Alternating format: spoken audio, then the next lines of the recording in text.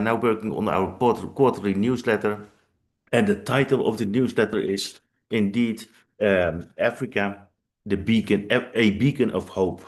And that is also because of this conference, and I also saw your contribution at this conference, Vincent, that which was also very timely, and from many others, also from Akech and from Sylvia, she's from Christian Council International from Kenya, and several more. So hats off for the Africans. And many times I've said, and I've repeated it, Africa, you are the last man standing.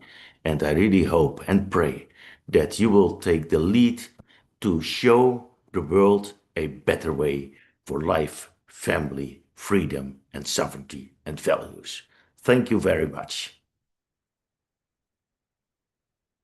Thank you, Hank. Thank you so much. We really appreciate. I hope you're managing with the temperatures in Europe.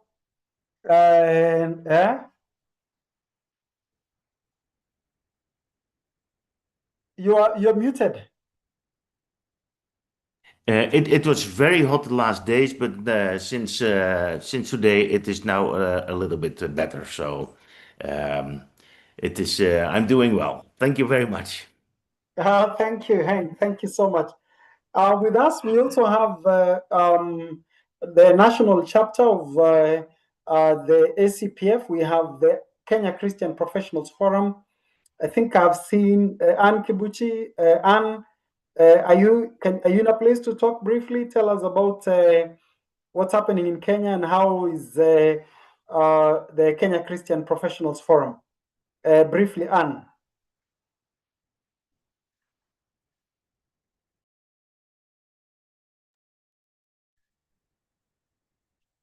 Anne looks like Anne is not in a place to speak. So I'll skip that. And then I will then ask, just to give us a brief. As you know very well that last month, actually this month, members of parliament from different African countries gathered in Ghana. And this was the part of the meetings that had been convened. The first two meetings that were held in Uganda to discuss the proposed charter on family, sovereignty, and values. And this charter, a lot of work was done in Uganda, and we want to commend really the leadership. I see already some of the people who are highly involved in this.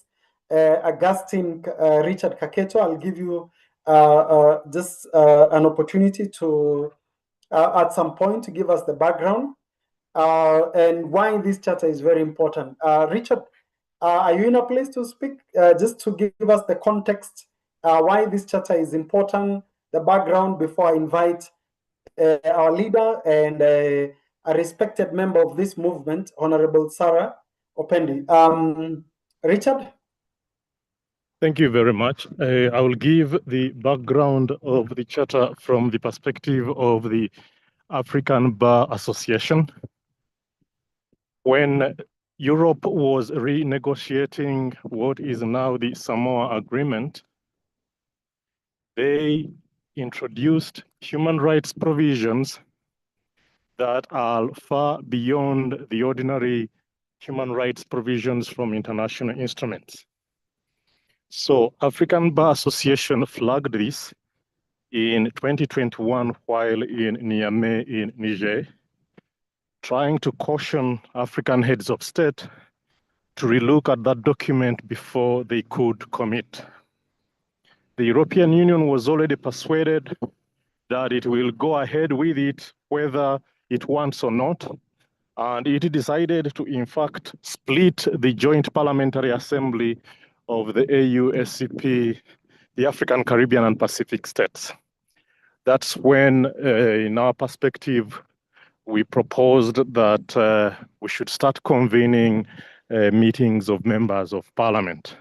Luckily, the two presenters on the call, the three are actually parliamentarians. They will share better on where this came from. But I welcome you all for being on this call. Thank you. Thank you so much. Thank you so much, Richard Kaketo. Richard also works closely with our partner, that's the Family Watch National. And while we are giving opportunities to our partners, Christian Council, Family Watch, is the appreciation and the demonstration that this work can only be done if we collaborate, work together, and partner to defend the values that we highly cherish. So I think with that, allow me kindly to welcome our first speaker, that is Honorable Sarah Opendi, who will take us through the charter, speak about her experience in Uganda, the contribution and the political leadership of His Excellency Yoweri Museveni, where we are at. And just to give a background, Honorable Sarah Opendi is by background, just checking, has accounting background, served in the cabinet, served as a member of parliament in Uganda, and has been very instrumental in this journey and in this movement. Honorable Sarah Opendi was also one of the leaders in the just concluded successful conference that was held in Ghana. So I think without much ado, kindly let me say, brothers and sisters, Africans, defenders of values, kindly let me welcome Honorable Sarah Opendi. Welcome. In this part of the world, when you're welcoming a legislator, you have to have Mheshimiwa. Thank you very so much. welcome. I may have to mute my take off the video just for purposes of me proceeding, because I'm in a place that is not very conducive. My apology, I forgot that I had this engagement at 5, and but I'm here. So you'll allow me mute? Please go so ahead. that I can proceed to make my presentation or remarks. I want to, first of all, greet all of you. I know it may be morning. I don't know where the others are. It's evening for us here in Uganda. But I want to appreciate all of you, because we are all soldiers working to defend our territory, our values, and our cultures. And allow me to say sorry to Henk. I know the people in the Netherlands were looking forward to proceeding to the next round at the World Cup. Unfortunately, they were stopped last night. So sorry to take that direction. And of course, it was a difficult one because it was Morocco, which is an African team, that was something versus the Netherlands team. But I'm happy for Africa. I'm happy for moving Africa. forward to the key issue why we are here, I want to appreciate all of you. For us in Uganda, we have been trying as much as possible, actually earlier than this Samoa agreement, to ensure that as a country, we actually define who we are, define our families, but also most importantly, ensure that we maintain, protect our cultures for as long as they do not infringe on the health of the population. Of course, those negative cultures like the female genital mutilation, we have enacted legislations to actually end them. We have the Anti-Female Genital Mutilation Act, which was actually moved by a private member. And we've ended some other, negative cultures and values. But those that are progressive, those that define who we are, we continue to maintain them. We continue to ensure that we also bring up our children, understanding our local languages, our values, and our cultures.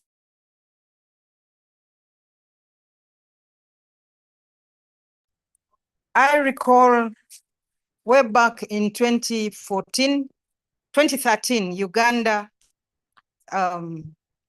moved to enact a bill, although it was a private member's bill, to ensure that, you know, we protect the family, because we had realized by then that there were certain people trying to promote alien cultures, alien values amongst our children. So the first enactment of the anti-homosexuality law was in 2013, 2014. It was passed, unfortunately struck out because of lack of quorum. Parliament, it was said, passed the law without quorum. So we realized that actually the promotion of certain values to us was actually, oops, I'm losing. Sorry, I have interruptions of calls.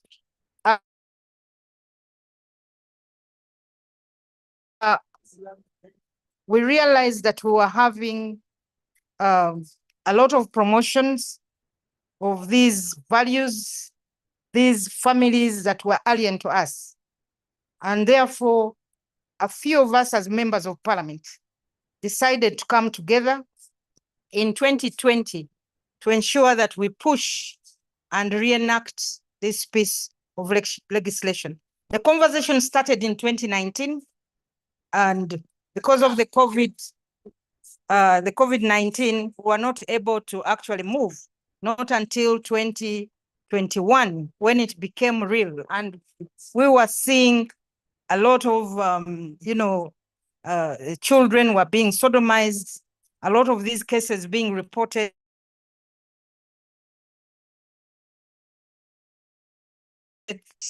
Were also being infiltrated. We saw teachers as promoters. Children were reporting this, by the way, about what some of their teachers were doing. And this moved us to actually move forward, to come up as a group to ensure that we enact a legislation against the promotion of these values which were alien to us. So the law that we have, of course, we have the Penal Code Act that deals with, that prohibits this conduct, especially sodomy, and it attracts, stringent penalties, but we realized that there was nothing against promotion. So if somebody is found promoting these alien values and cultures, you couldn't actually take them on in our courts of law. So the best was for us to move and enact a law to actually stop this. And of course, in 2021, the draft was presented, but finally passed in 2022 and assented to by the president. But before that happened, I, of course, met Richard and others in South Africa. And of course, now it was not just a Ugandan thing. We realized that this issue was moving beyond Uganda. And of course, what was even more annoying is to find that when Uganda was moving to actually, stick to its values and family values and cultures, then there came threats of aid cuts, the threats from the World Bank, the threats from the EU and others. And of course, you realize that most of the international conferences, most of the international meetings, we realize that most of us as countries, the countries were being twisted to accepting, to assent or agree with certain clauses into agreements that shouldn't arise. You go to a health convention, whatever is being discussed, they would ensure that they put in this, what you all know, even if I don't talk about it. So in meeting these friends like Sam George, like Ashem's, we realized that we needed to move as Africa. Because as Hank said, Africa was still the only man standing. And therefore, this led us into rallying African parliaments as representatives of the people to ensure that we actually come together, protect, promote our African values, our African cultures, and of course, re-emphasize our sovereignty as nations. So in having this discussion, I felt Uganda would readily move to host this conference. And I'm glad that in 2023, I brought this to the attention of our leaders in parliament, His Excellency, the President, the First Lady, and they all agreed that I could proceed to have this conference in Uganda. So that is what led us to having this conference, which was, to me, convened at short notice, but I'm glad that it was a success. And of course, the president was encouraged, and he equally encouraged us to soldier on. So we proceeded with this conference, and we came up with a communique, which I'm sure was shared amongst most of you. You must have read what came out of that communique, with most of the speakers that attended, heads of delegations, agreeing that this was a worthwhile venture that Africans must move into as a united force. So I'm glad that that led us into the second conference. And it was in the second conference where the participants agreed that we need to move towards an African charter on family, on values, and sovereignty. And this second conference was equally, the president was equally present and encouraged us to actually soldier on, and he agreed that he was ready to champion this cause. So in the third conference, we then focused on having discussions around which particular issues should we include in the sovereignty, in the charter. So I'm glad that we focused on food sovereignty, because as you are all aware, currently we have communities that do not have access to seeds, and they have to rely on the market in order to plant. And this is a very dangerous thing. As you all know, I keep saying the person who feeds you will definitely control you. And we do not want to go that way. As Africa, we are a rich community. We have various foods. You go to different countries and you find different communities having different foods. So we need to ensure that we actually protect the African seeds from extinction. So in the charter, we ensured that we have clause on the food sovereignty, economic sovereignty. We have the issue of the values, the cultural sovereignty, and Richard will remind me, or will add on, or Ashem's on this. So the fourth conference in Ghana actually now formally approved this charter with amendments, and we are waiting for the final version to be concluded, and definitely we'll circulate this and move it forward to the Conference of Speakers, and then later to the heads of state, so that it can go to the African Union, where it will be formally passed. So briefly, in a nutshell, there's still a lot of work to be done, because we have so many groups anti-us. There's so many groups that are trying to, as much as possible, water down these efforts, and trying to rally women, trying to rally the youth to actually reject this, because they know that these are the most organized groups. When you touch on women, then you touch on, people who are mothers to the nation. When you touch on the youth are actually the majority of the population. So this is one thing that we must, as a team, fight to also ensure that the youth of Africa are not misled, thinking that this charter is against them. The women should also not be misled. They are being told that this charter is against them and trying to take them back. That this charter is against the women and trying to take the women to the past, which is not the case. So briefly, in a nutshell, that's what I can say for now. Thank you very much for your kind attention. Thank you so much, Honorable. We really appreciate your precise and quite loaded presentation. Kindly, just before, just to share some information and ask if you have any questions, if you could leverage on the WhatsApp, on the chat section where you can throw in your question. I'll be able to follow up. Just for accountability, just checked. One of our speakers was bereaved and is running late, and that is Honorable Ashem. But we have to soldier on. So, Richard, if you could take us through section by section of the treaty, and particularly if you could speak to the issue of the what's the role? What is the role of the individual Christian?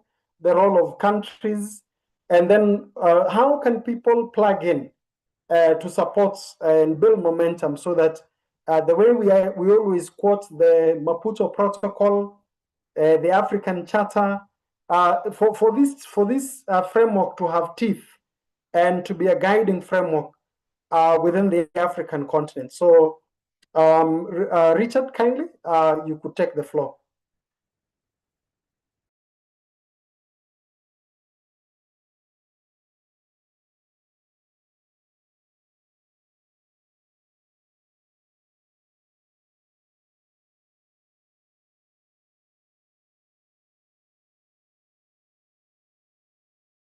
Apologies, good people. Looks like Richard is in the connection. So allow me to move to the just leverage on your time. If we can ask, is there anyone who would be having any question, clarification, as you wait for Richard so that we can redeem time? You can raise your hand and then I'll be able to give you a space. Anyone who has a question as you wait for Richard?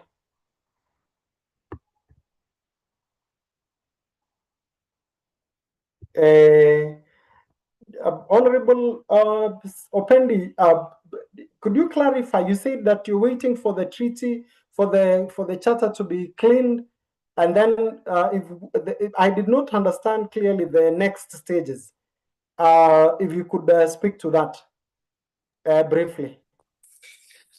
Yes, you're aware that we presented the draft charter while in Ghana, and having presented that charter, there were some proposals, a few anyway, not so many, amendments to the charter presented by different countries. And because time was not our best ally, some of the countries decided to send in their proposals or the amendments in written form. So the legal team, the drafting team, has to study those amendments, incorporate them based on the guidance that we gave. And of course, once that is done, then we shall have draft 2. And this draft 2 is what is supposed to be presented to the conference of the speakers, because we want, you realize that not all the countries were present. And some countries had, for example, Madagascar said they needed time to study the charter. So we hope that the conference of speakers that will be convened by the current speaker of Ghana, who is their chairperson, will consider this particular draft. And then thereafter, once this has been passed, but also remember we had the issue of having an institution. We wanted to have this family network institutionalized in each parliament so that we don't have to beg for funds if we are to meet, because that also remains another challenge. So once the Conference of the Speakers formally adopts this, then we'll have to pass it on now to the African Union. And of course, they will have to follow their processes. And ultimately, at the end of it all, the charter has to be approved by the heads of state. I hope I've been clear. Okay, and then does that mean that therefore the process of ratification, each country's as in domesticating the charter, will now be the work that's left to the domestic level, or that's also the other thing that I needed your clarification, Mheshimiwa Honorable.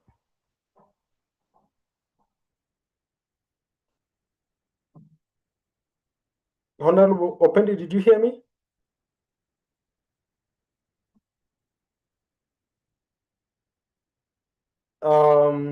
Apologies. Did you get my question, Honorable Opendi? Okay, as she readies, is there anyone who has any clarification, any concern that we, if you could either raise your hand and then let me see how best we can attend to your question. Is it clear? Is it important? Is it timely? And how can you be engaged, either as a country, as professionals, so that we can together protect the family institution, our sovereignty, and our values in the African continent? Any question? Yes, Vincent, I have a question. This is who? This is Anne Bogua. Oh, yes, Anne, go ahead. I have a question. You participated in the conference. Yes. What is the role of civil society in this process? How can professionals plug into the process? On matters, how we end up with it as enforceable, we would have to go through the signature stage, the signing, and then after that is ratification by individual countries, following their own ratification processes. Yeah, but now back to the question, civil society, how can civil society plug in? Honorable Opendi, have you gotten the question? I don't know if Sarah is still with us. Sarah. Vincent, can I possibly say something about please go ahead, Hank. Go ahead. Anna Maguba. Sylvia, she made a speech at the conference exactly on this topic, but we also made a conference report, and in that we have 4 points or 5. What next for the charter?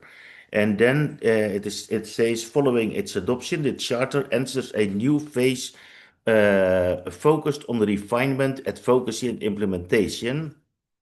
And the first thing is technical refinement.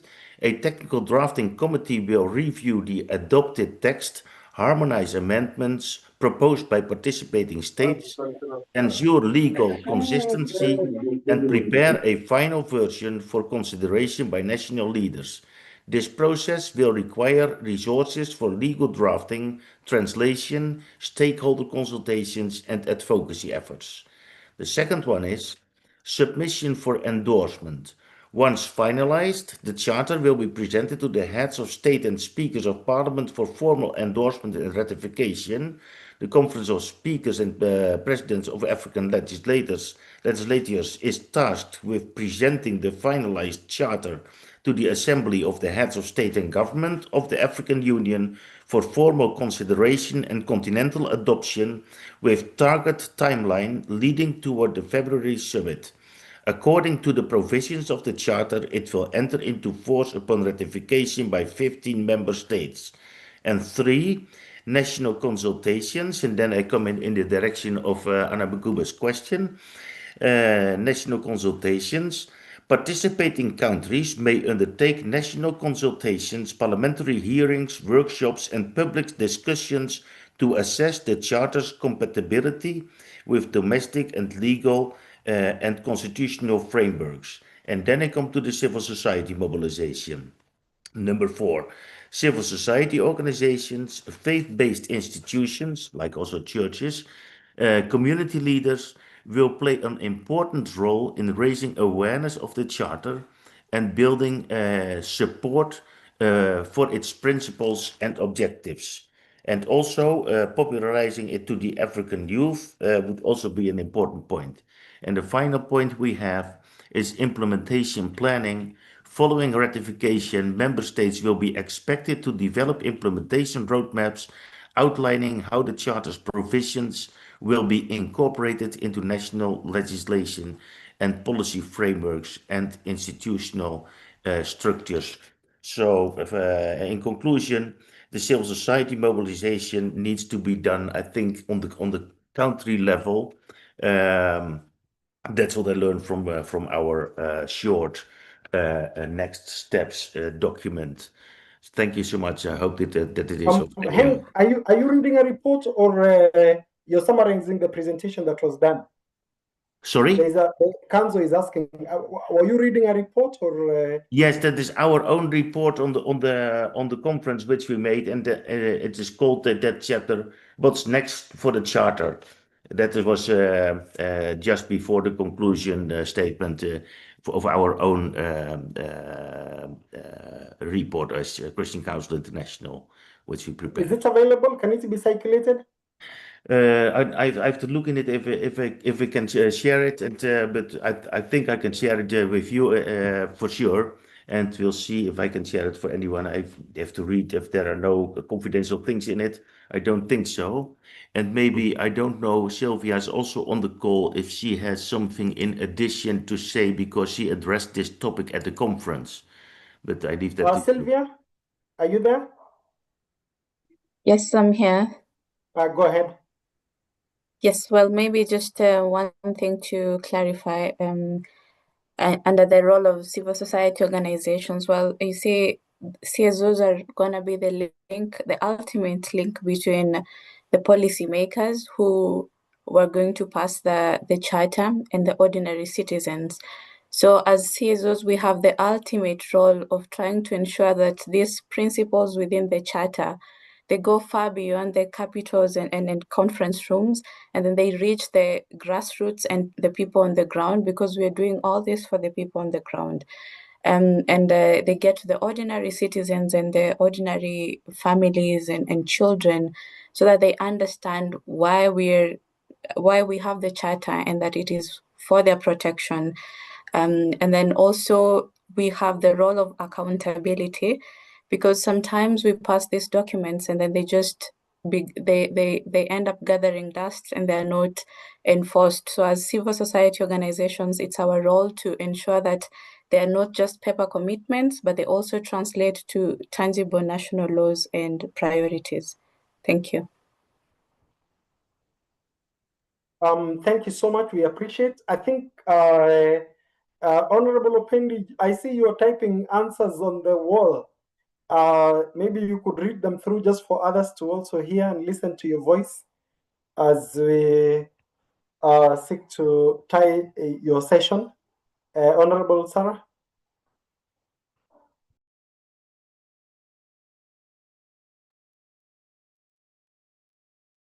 So Sarah, there was a question on the issue of seeds. I think the rest can also follow online through the chats. There was a question, this is from Dr. Silva Viana. This is, hello everybody. Greetings and blessings to you all from Brazil, Ubuntu. This is interesting. We have somebody from Brazil. I hope this charter can inspire work. and then feedback from Edith, and I can also see, I think Stephen Wabomba, I hope you feel that your question has been responded to by Honorable Sarah. I will also circulate the charter with us. And then I think basically that. So just before I transition to the next presenter, Honorable Sarah, any final remark on your section before I get the next presenter?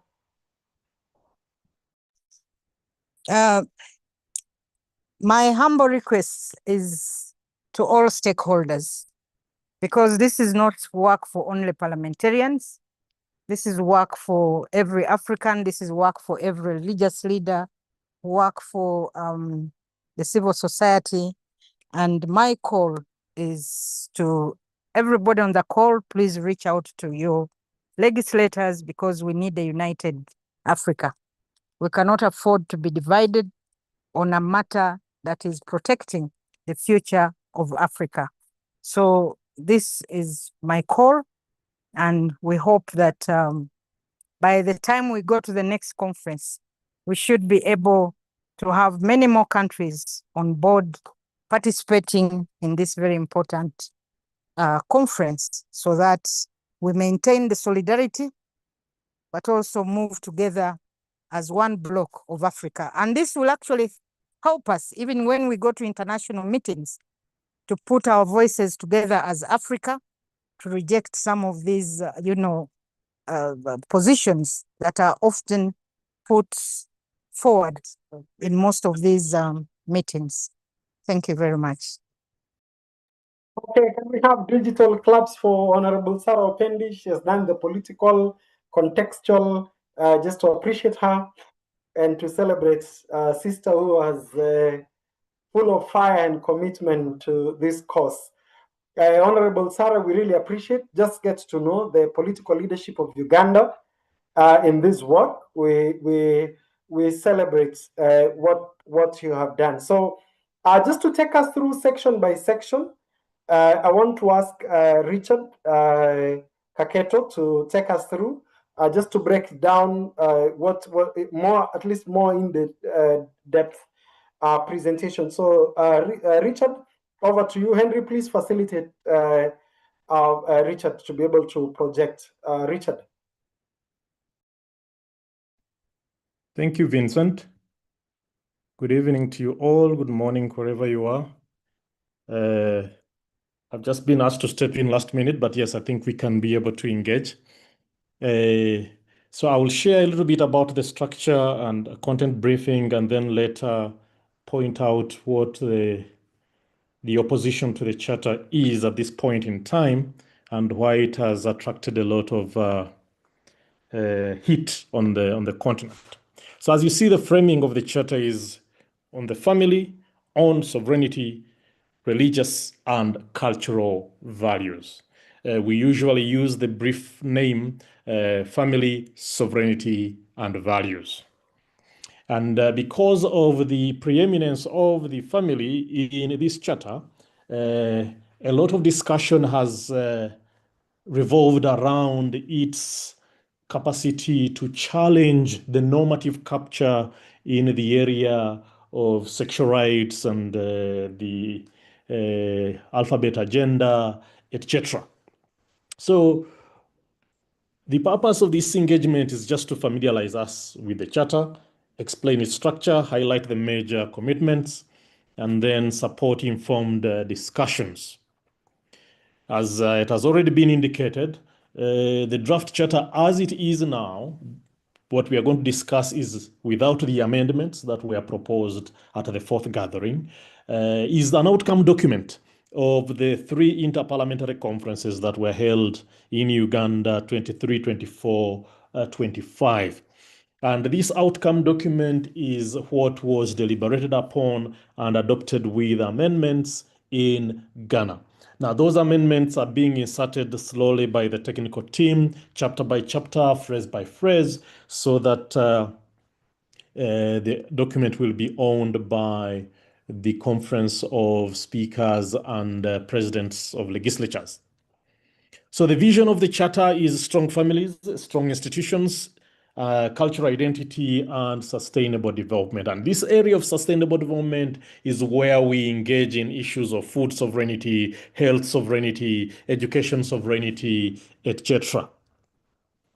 So we have a preamble, there's a chapter with general provisions, and then a part on the family, religious and cultural values, education, and then other chapters on sectoral sovereignty and implementation as they regard to food, health, and natural resources. The legal foundations, African instruments, international instruments, the philosophy of Ubuntu, the philosophy of sovereignty, and the preeminence of the family are the content of the preamble. Okay, it provides the context, the legal context, and the philosophical context of the Charter. Those of you who have the Charter on you, you would see that a number of instruments from the African regional level are cited. The African Charter on the Human and People's Rights, the African Charter on the Rights and Welfare of the Child, the distinction between the controversial provisions of the Maputo Protocol and what is good in there and what is not good in there. Then the international instruments that protect the family and the recognition of the family as central to sustainable development. That's the general context in the preamble. Of course, part of the feedback we received was that the preamble is really loaded, so many paragraphs there, but it explains where we are coming from. Of course, when the time for renegotiating it at the level of AU summit, probably they will try to trim down the paragraphs on the preamble. But at this point in time, this document represents the deliberations that have happened hitherto.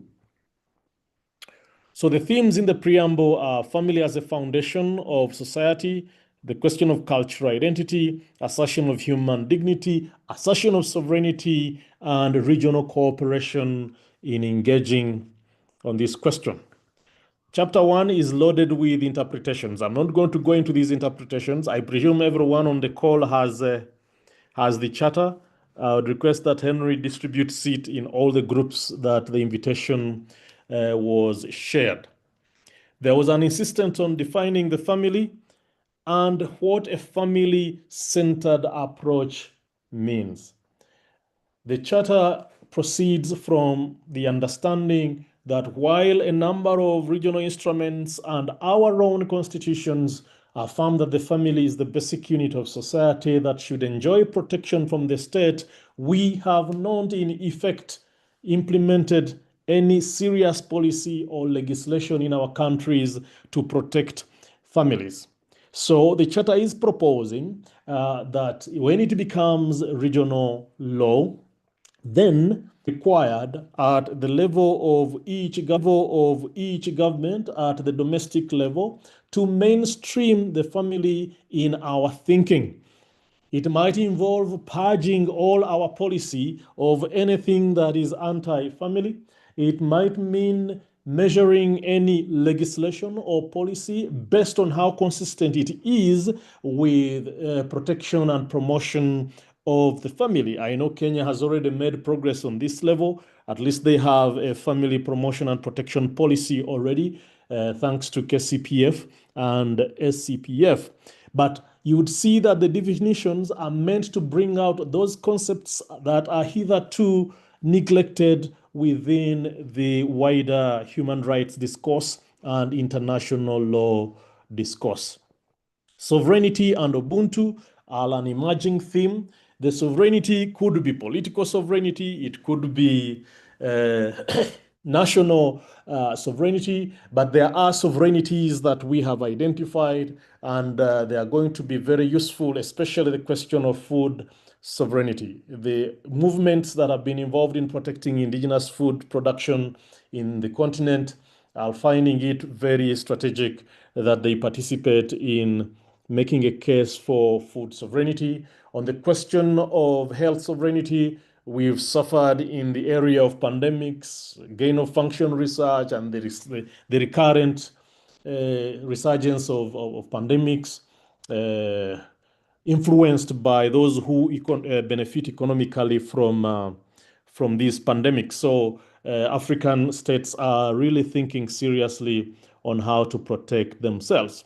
Now, we keep using Ubuntu as the African philosophy. Of course, Ubuntu is contextualized. Every country, every region has its own approach of Ubuntu. Ubuntu might be the name, it might be the South African name, but we know the concept. We know the concept generally.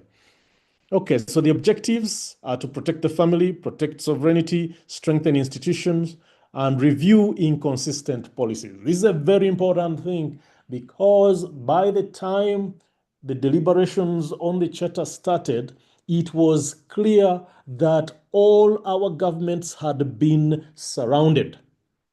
The ministries of gender had been targeted, the ministries of education had been targeted, ministries of health had been targeted, ministries of foreign affairs were in the grip of the opponents to African sovereignty. And a lot of this had reflected itself in policies and in some legislation at country level.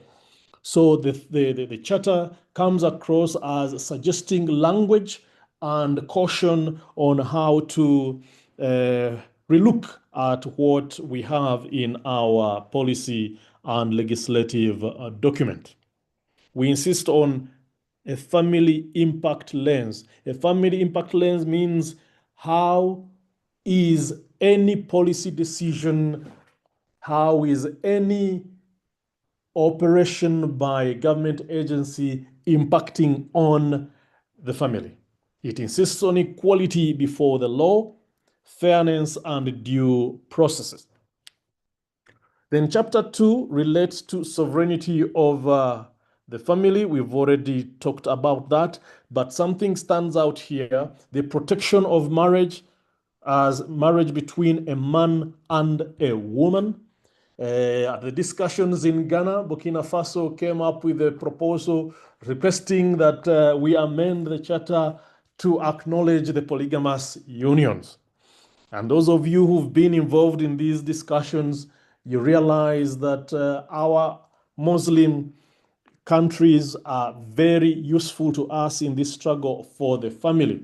And usually the struggle is how do you affirm the polygamous unions when you are also a Christian who holds the view that marriage is between one man and one woman. So usually what we do is not to antagonize the Muslim leadership. What matters here is that we are talking about man and woman. So at any given time, marriage between a man and a woman, it could be one man and a woman at one point. Even if he has four, at any given time, it is a man and a woman. So we keep it there. Then there is the question of parental rights. The charter is emphatic on protecting parental rights because the opponents of the African family, through the pseudo-sexual rights, are interested in separating parents from children. As a result, we insist that governments must emphasize protection of parental involvement in education of their children, in the healthcare decisions, in anything that involves children. Because parents, with all their failings, have the best interests of their children at heart. It's not the state that has best interests of the children at heart. So the charter calls on support for mothers and fathers, designing parenting programs, and family formation.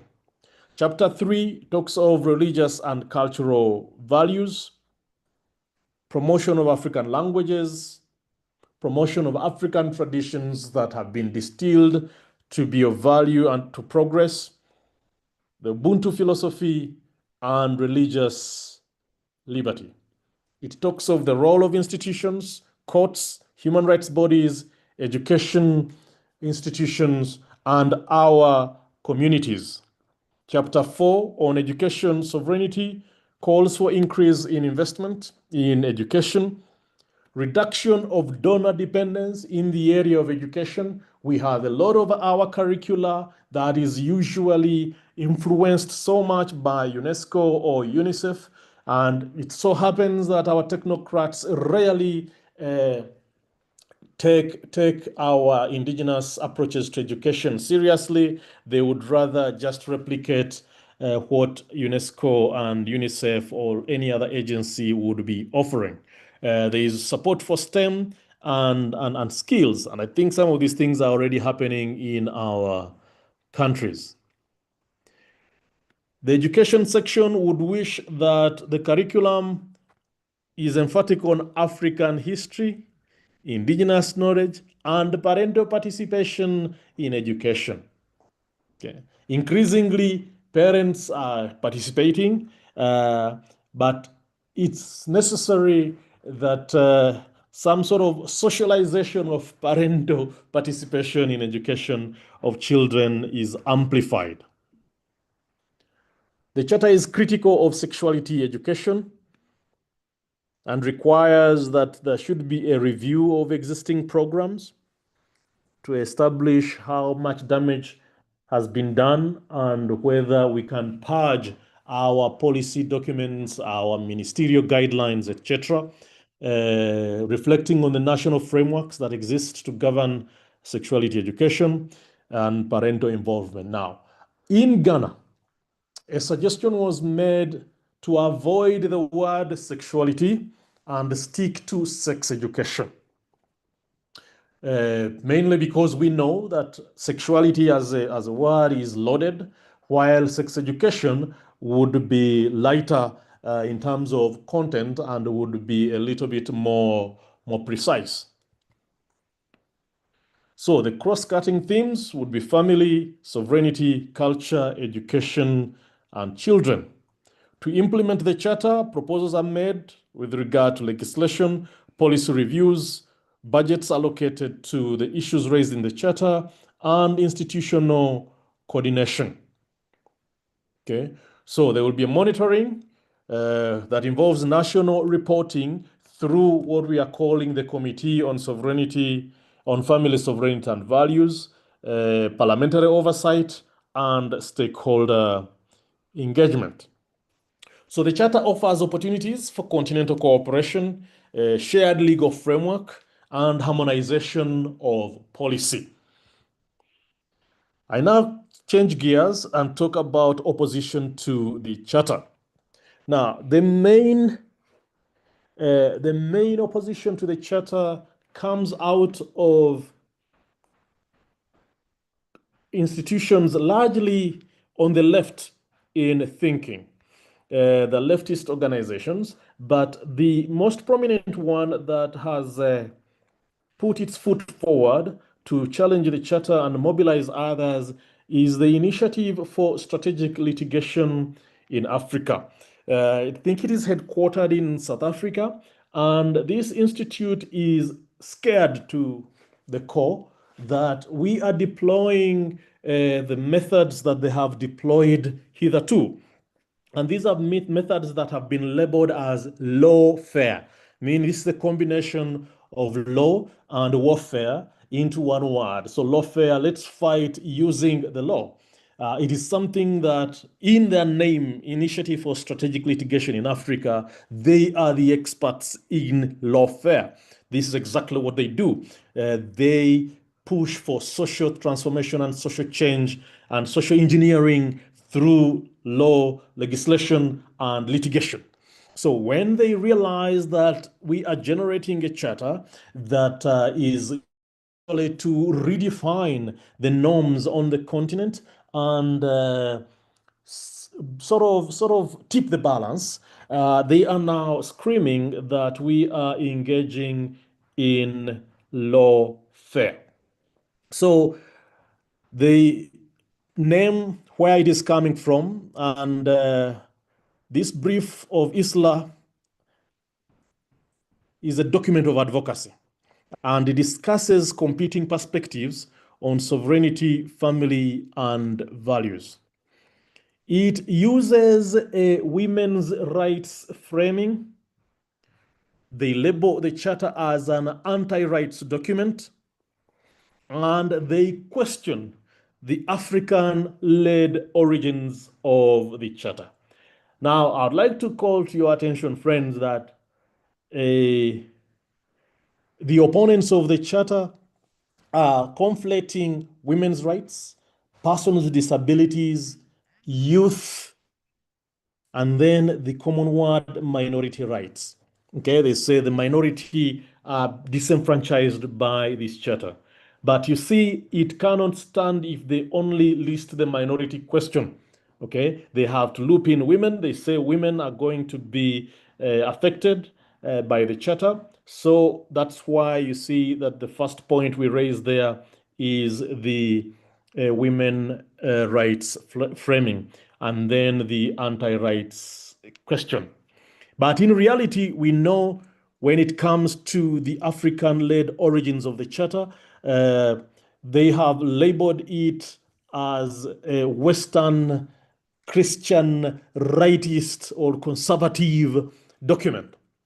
Okay, mainly because of partners like CCI who have been journeying with us and supporting the cause, but they didn't draft the document. The document was drafted by technical persons from the African Bar Association, parliamentary draftspersons from various countries, put their brains together to generate this document. On the contrary, we know that ISLA itself and the organizations that are opposing the charter are foreign-funded advocacy organizations mandated to advance abortion, LGBT agenda, and comprehensive sexuality education in Africa. These organizations have received millions from Ford Foundation and grants from what is called the LGBT ACUS Foundation and the radically liberal Soros-funded Open Society Foundation.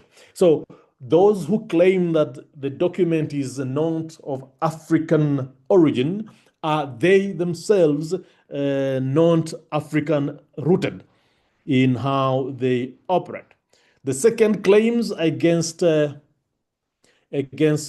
charter are political deliberation against treaty law. They are shocked that while we have standing treaty law that usually comes from top to bottom, meaning technocrats at the African Union or within the UN system would put a document together, negotiate it, and then send it down to governments to ratify, to parliaments to ratify.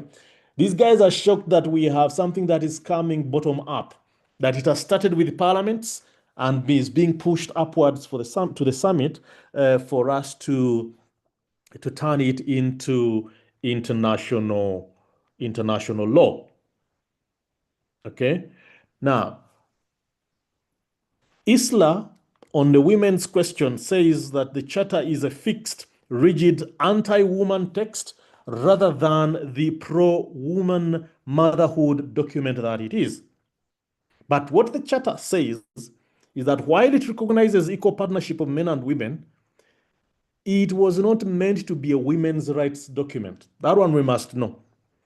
There are other African conversations that are related to women's rights. We have, for example, the Maputo Protocol on the rights of women in Africa that comes out of Article 66 of the African Charter on Human and People's Rights. That protocol, Maputo Protocol 2003, is specifically on advancing women's rights. But why does it matter that the question of women's rights has come into contention with the charter? The charter is a draft document. Women's rights organizations can certainly suggest amendments to improve the text, not just to shoot it out.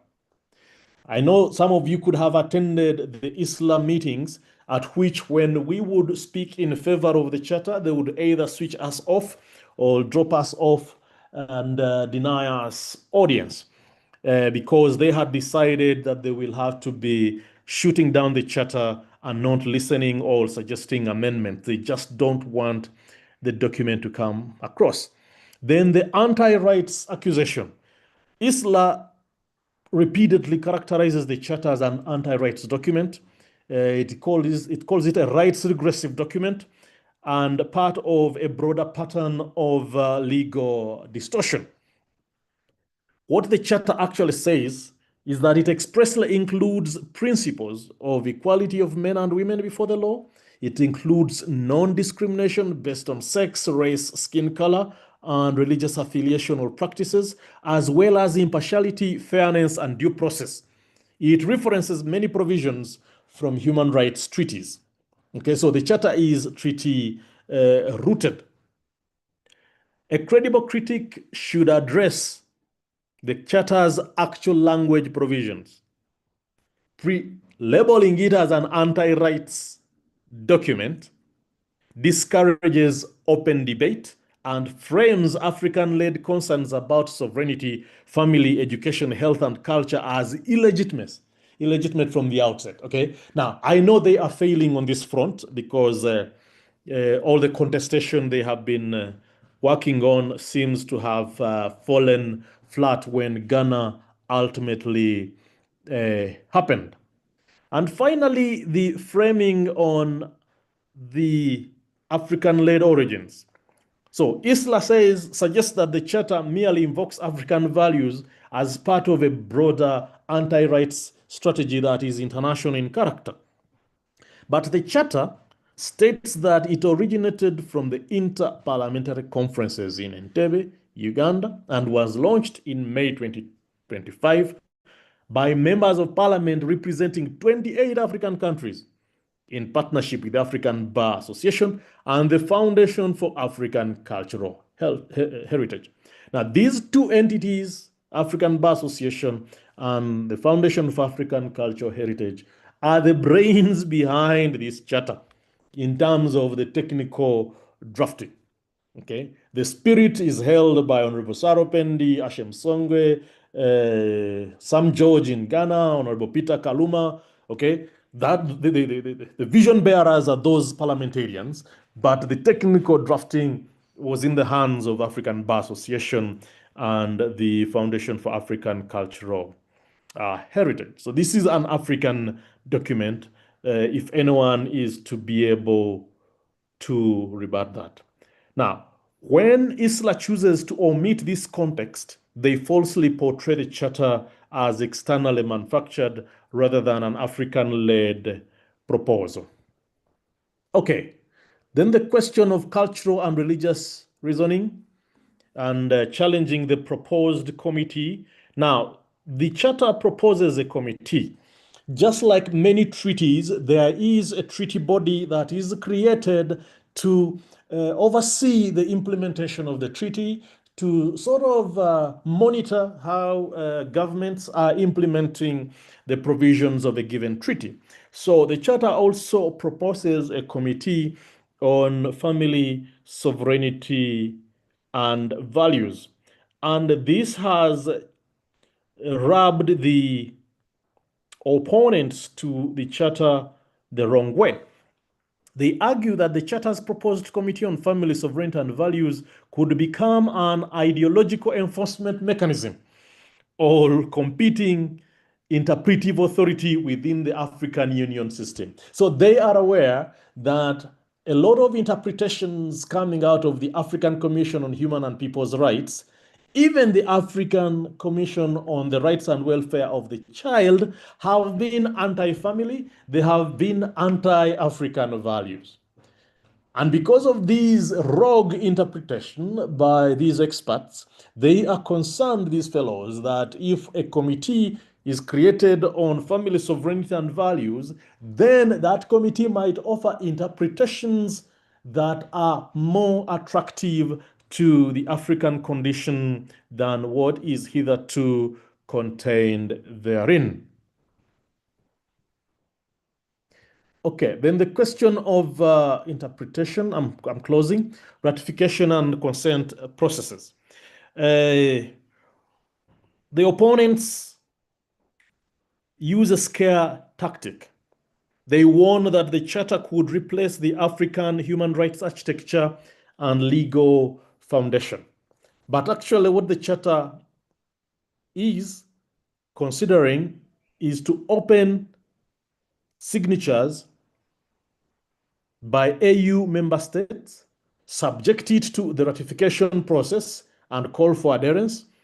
It would enter into force only after 15 AU member states deposit instruments. The same practice with all these other treaties for ratification and adherence. It matters that this comes into question because the charter cannot impose itself on African states. It would require formal political action, state consent, and regional deliberation. Presenting it as an immediate threat exaggerates its legal status and discourages open debate. So, as I said earlier, the challenge we have is that the opponents to the charter would rather it never took the approach it took, that is bottom up. I think I would like to leave it there. We could deliberate on questions and comments. Thanks a lot. Wonderful, wonderful, Richard. Good job. Some digital applause there, please, good people. Must admit, I had to ambush Richard when I learned about the situation of our two speakers. But since Richard was highly involved in this process administratively, and we have journeyed this for long, I don't take it for granted, Richard. So, Richard, there are questions on the WhatsApp, on the chat section. So if you could respond to them, the first one related to your presentation. In the protection stated in the draft charter, how do you ensure that the marginalized group are also protected? This is from Mpuma Langa. If you could respond to that, Richard. Okay. And then there is also limiting sexuality education to sex education will make Africa left behind on critical issues. How do we protect vulnerable groups from violence, stigma, discrimination? All people belong to families protective.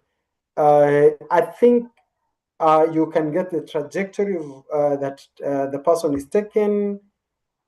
This is very important charter. What clauses are perceived to be discriminatory?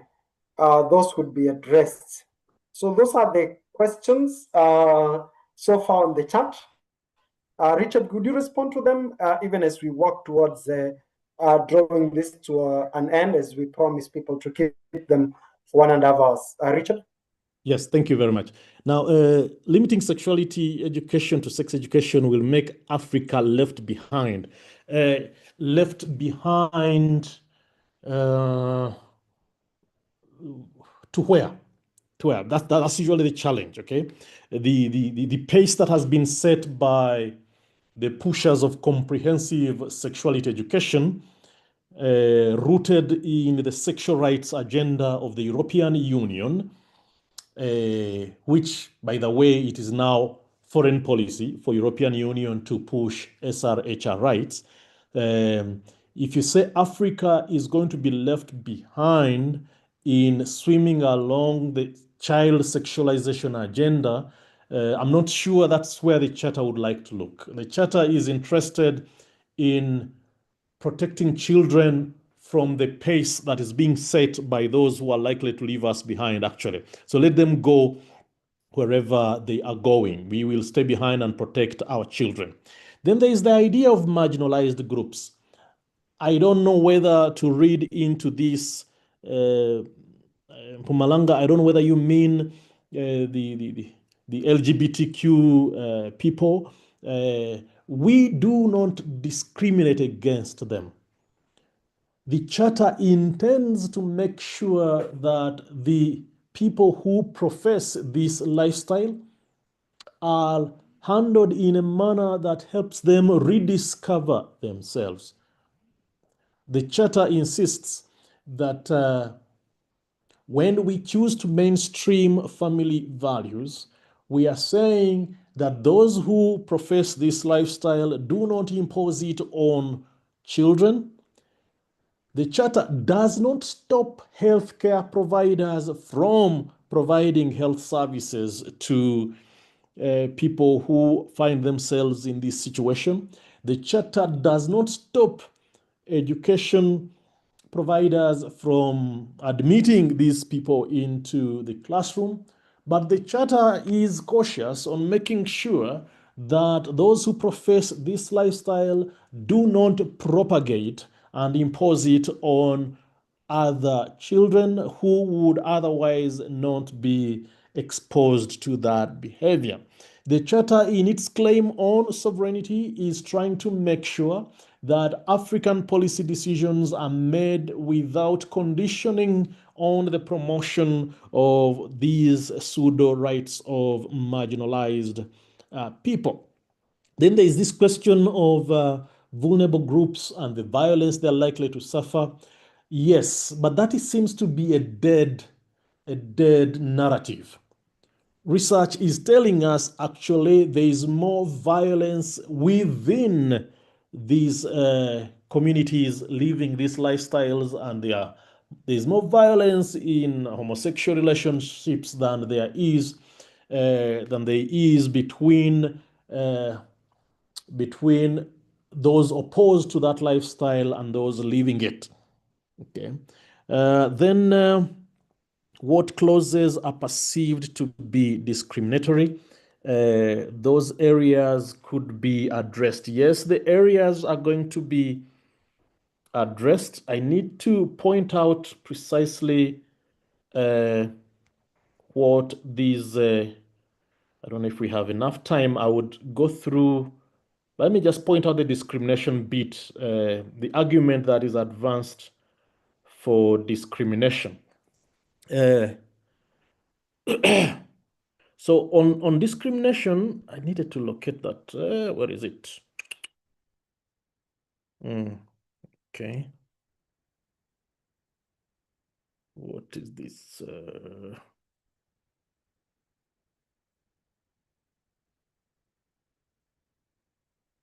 No, I can't find it. Okay.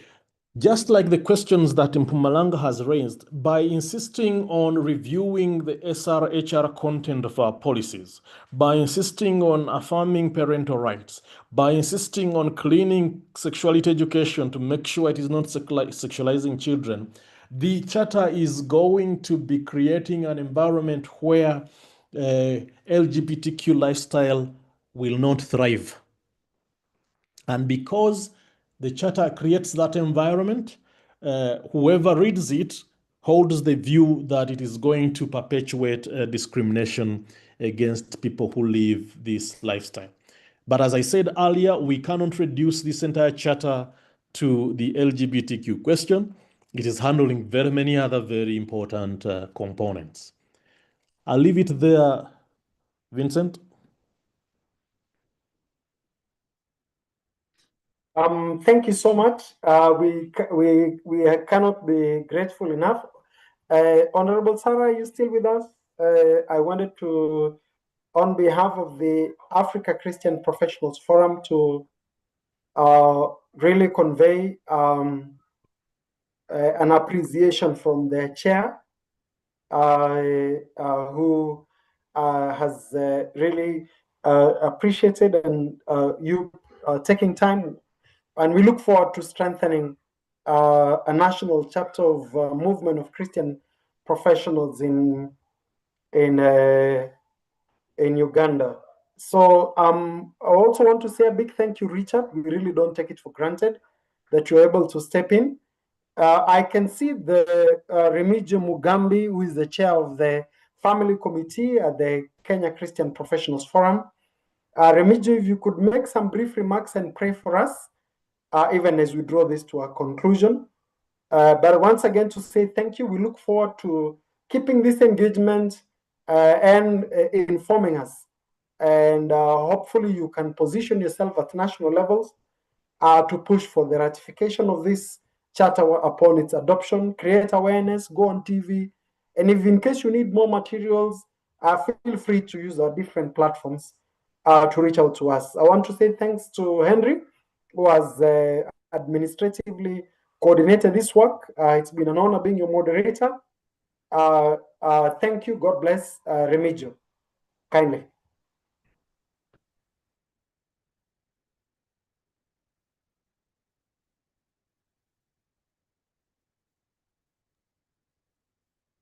Remigio Mugambi, you can hear me? Okay. If Remigio cannot, is not in a position, I'd ask Henry to pray for us, even as we draw this to a conclusion. Henry? All right. Thank you, Vincent. Let's pray. Dear everlasting Father, we are so grateful for the time that you have given us on this call to be able to discuss matters family, sovereignty, and also values, oh God, throughout Africa. And so thank you that, Lord God, even through this time when we are facing many threats to the family, that, oh God, you will help us as a continent to be able to stick to the very structures of family that, oh God, you established. And so we thank you for our speakers. Thank you for the wealth of knowledge that has been passed across. I pray that as we go even into our various countries to effect some of the things that we've learned from this call, that everlasting Father, you'll give us grace and also give us favor with our political leaders and legislators, legislators, oh God, those who are involved directly in passing this kind of legislations, oh Lord. And so I pray that every African nation that is represented on this call, Jehovah will stand and protect the family, protect the children, protect the women, protect the men, oh God, against every kind of threat that is seeking to wear them down.